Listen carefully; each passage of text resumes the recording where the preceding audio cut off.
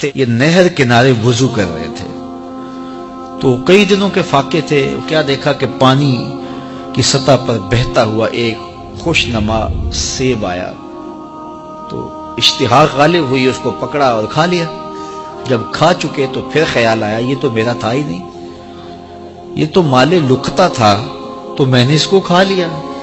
اب اس کا مالک کیسے ملے؟ جس سمت سے پانی آ رہا تھا اس سمت سفر شروع کر دیا.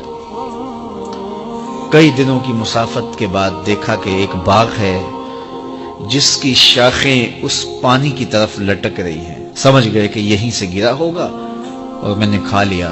خیر باغ میں پہنچے، مالک سے ملے، کہا کہ یوں میں نے ایک سیب کھا لیا ہے اور میرا غالب گمان یہ ہے کہ اس باغ کا وہ سیب تھا، تو میں معافی مانگنے آیا ہوں، یا پھر بتائیں کہ اس کا ہرجانہ کیا ہوگا.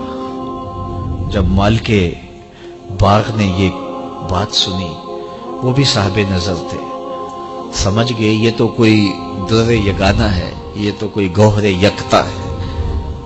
تو تیور بدل لیے، کہا ایسے تو نہیں معافی ملے گی. کہا حضرت کیسے ملے گی؟ کہا 12 سال تک میرے باغ کی گوڈی کرنا پڑے گی.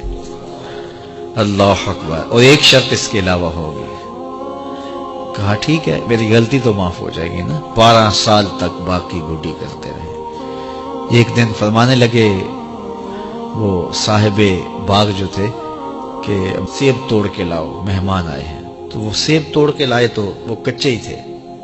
تو کہا تم 12 سال ہو گئے ہو سیبوں کے باغ میں رہتے ہوئے، تمہیں پتہ نہیں کہ کچے سیب اور پکے سیب کیسے ہوتے ہیں؟ کہا حضرت مجھ سے قسم لے لیجئے 12 سال میں ایک دفعہ بھی نظر اٹھا کے سیبوں کی جانب نہیں دیکھا. ایک سیب کھایا تھا، میں تو اس کی سزا بھگت رہا ہوں، میں تو گوڈی کرتا ہوں، اوپر کبھی نظر بھی میں نے نہیں اٹھائی.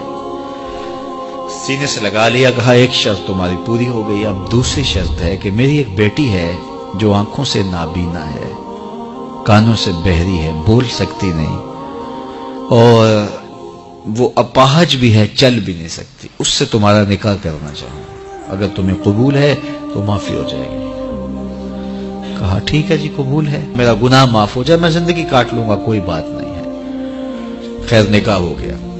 کہا کہ یہ کمرہ ہے، یہاں آپ کی زوجہ آپ کی منتظر ہے. جب وہاں گئے تو ایک خوبرو دوشیزہ منتظر تھی.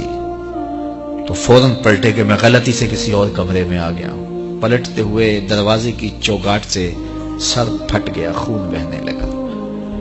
جب باہر آئے تو صحن میں پہنچے تو وہ بزرگ وہاں تھے. کہا کیا ہوا؟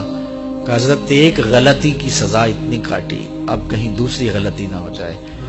وہ تو کوئی اور ہے خاتون. کہا وہی تمہاری زوجہ ہے. تو میں بتاؤں کہ وہ بہری کیوں ہے؟ آج تک اس نے غیر محرم کی آواز نہیں سنی. تو میں بتاؤں کہ وہ بول کیوں نہیں سکتی؟ آج تک اس نے غیر محرم سے کلام نہیں کیا. اندھی اس طرح ہے، آج تک اس نے غیر محرم کو نہیں دیکھا.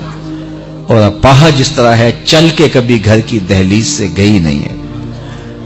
تو اس خاتون کا جب نکاح ہوا اور پھر ان سے اللہ نے ان کو ایک بچہ دیا جس کا نام ہے الشیخ عبد القادر جیلانی. جب ماں باپ اس طرح کے ہوں تو بیٹے اس طرح کے ہی ہوتے ہیں. باپ کا لقمہ پاک اور ماں اپنی آبرو کی کیسی محافظہ. پھر در یگانہ اور گوہر یکتا جو پیدا ہوتا ہے وہ دین کی احیاء کرنے والا ہے، دین کی مردہ قدروں کو نئی زندگی دینے والا ہے.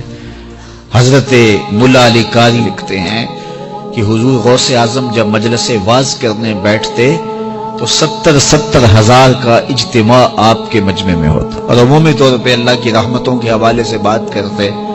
اور جس دن آپ اللہ کے قہر، غضب اور جلال کی بات کرتے، کئی جنازے اٹھتے. یہ آپ کی گفتگو کے اندر عصر کا رنگ اور شیرینی تھی. اللہ اکبر. تو باپ دیکھیے کہ رزق کے معاملے میں کتنا محتاط ہے، اور ماں دیکھیے اپنی عصمت کی کتنی حفاظت کرنے والی ہے. مائیں بچوں کی تربیت کرتی ہیں، ماؤں کے ذریعے سے پاکیزہ صرف بچے جنم لیتے ہیں.